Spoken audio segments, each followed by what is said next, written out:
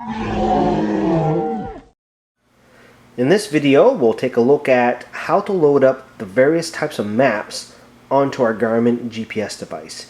Here I have a Garmin Map 62, but we can easily use any of the recent models that supports an SD card, such as Etrex, Dakota, Oregon's, Montana's, etc. So in order to show you what I mean, let's switch over to the computer and look at all the types of maps. So here we are in Garmin Basecamp. We can easily do this in PC or Mac. So when we first open up Basecamp or even look at our GPS, we have what's known as the base map installed. And as you can see here, we have a popular backcountry area, not a lot of detail. So we can either look at paid maps or free maps that we can enhance the detail. Now for paid maps, an easy option is the Birdseye Imagery, which is offered by Garmin. And this is a subscription service, and all you need is your current GPS, plug it in, and download two types of maps. The first type is satellite imagery, and depending on where you are hiking, you might get some high resolution satellite imagery. Now if you're hiking and you're in the woods, this may not be the best option for you. The other option is to use the Topo raster maps that is also part of the Birdseye subscription service.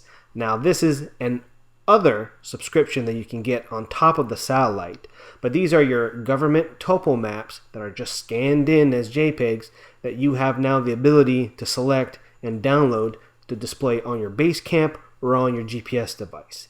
As you can see here, for hiking, way more useful maps than the satellite imagery. We can see contour lines, wetland features, just like as we were looking at a paper map.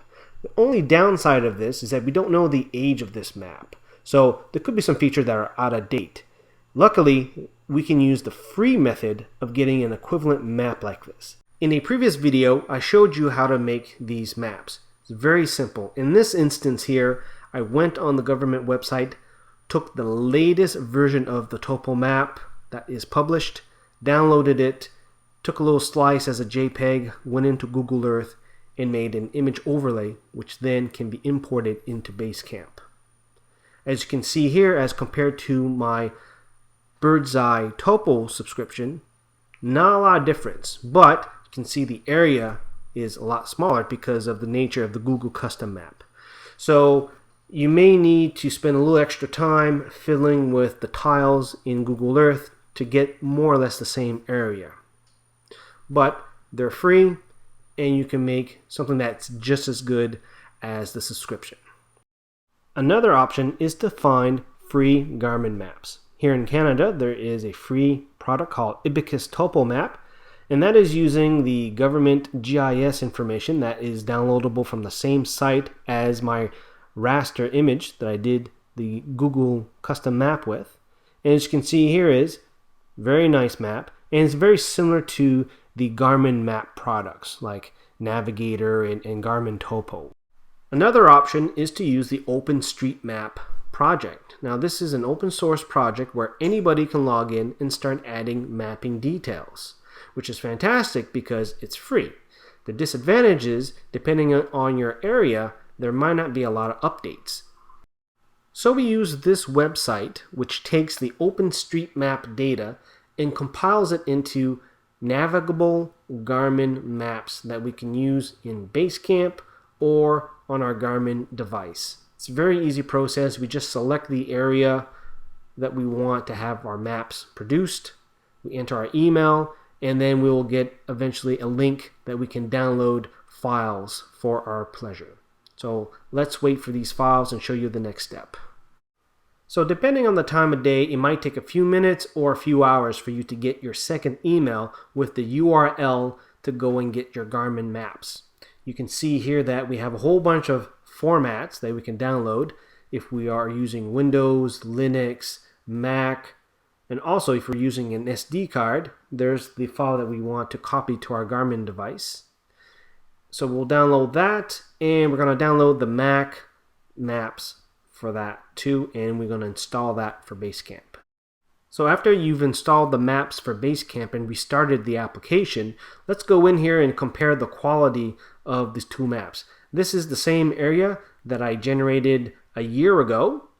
And here's the same area using the most up-to-date information from OpenStreetMap. As you can see here, a lot more detail has been added since then.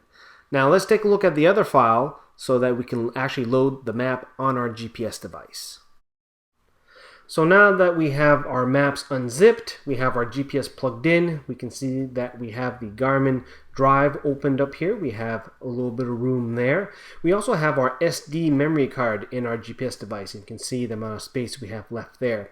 So there's two ways we can load this map. We can either drop it into the root of our Garmin folder on the device, on the Garmin drive. There's a subfolder called Garmin. We just drop it in there. You should see the other image file. This is our base map image.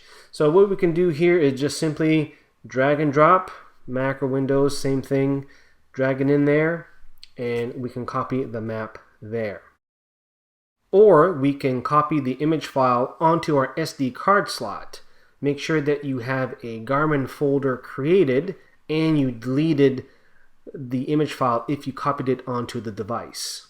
Now notice here that I didn't put it in the Garmin folder, so make sure you put those image files inside the Garmin folder so that it will pick it up when the device starts up. Now notice you can also rename the image files. Here we're going to do a compare between the OpenStreetMap that we generated today compared to the one that we did last year. So now let's turn on our device.